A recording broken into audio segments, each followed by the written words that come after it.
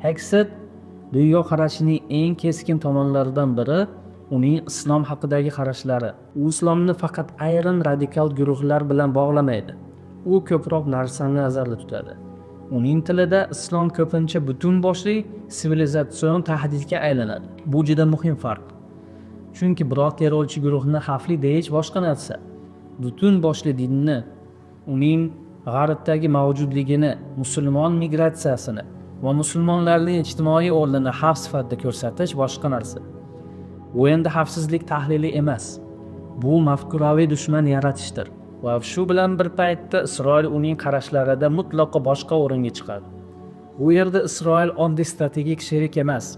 U deyarli Amerika uchun ajralmas tayanch sifatida tasvirlanadi. But when you add the Israeli Defense Forces, a devastatingly capable force, the combination is sheer destruction for our radical Islamist Iranian adversaries. They are toast. Mana shu nuqta juda muhim.